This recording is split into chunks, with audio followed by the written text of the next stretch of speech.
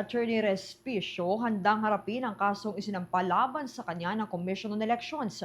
Pagpapakalat umano nito ng fake news hinggil sa electoral system, pinabulaanan. Kaugnay niya, narito ang balitang tinutukan ng Bombo Radyo Kawayan. Nanindigan si Attorney Harold Respicio na hindi siya nagpapakalat ng fake news bagkus ay nais niya lamang itaas ang tiwala ng publiko sa halalan.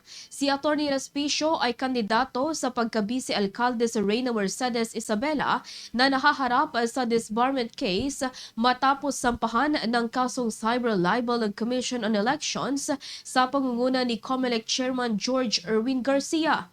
Sa eksklusibong panayam ng Bombo Radyo Kawayan kay Attorney Harold Respicio, sinabi niya na hindi niya ina-undermine ang eleksyon dahil ang nais niya lamang ay ilapit sa COMELEC ang nakita niyang butas sa automated counting machines o ACM na gagamitin sa halalan.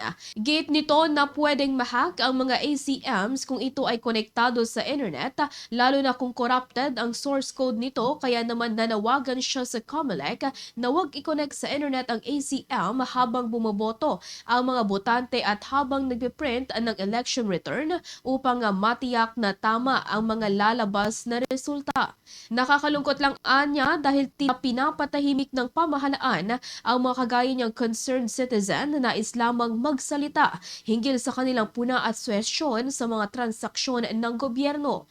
Wala naman anyang mawawala kung pakikinggan siya ng pamahalaan dahil siya ay concerned lamang sa integridad ng halalan at handa naman umuno siyang tanggapin ang paliwanag ng komisyon kung siya man ay nagkamali sa kanyang paniniwala. Ayon kay Attorney Respicio, handa siyang harapin ang kasong isinampa laban sa kanya dahil nagtitiwala pa rin siya na maayos ang judicial system sa bansa, kaya naniniwala siyang mananaig pa rin ang katotohanan. Nanawagan naman siya sa COMELEC na kung talagang intensyon nitong itaas ang integridad ng halalan sa bansa, ay dapat matuto itong makinig sa sugestyon ng publiko. Pero nasa sa ating gobyerno na yan, gusto ba nilang patahimikin ang mga concerned citizens na katulad ko? Simpleng pag-bring up ko lang ng ganitong issue, patatahimikin nila kagad ako? Aabusuhin ba nila? Tatapakan ba nila yung fundamental right ng bawat taong Pilipino na magsalita tungkol sa mga transaksyon ng ating gobyerno? Or magiging mature sila at professional at pakinggan nila yung aking expert advice?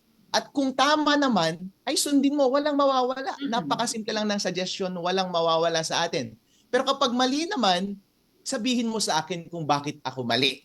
At Yes. gusto mo rin sana i-discuss online yun para malaman ng publiko at let the public judge for themselves.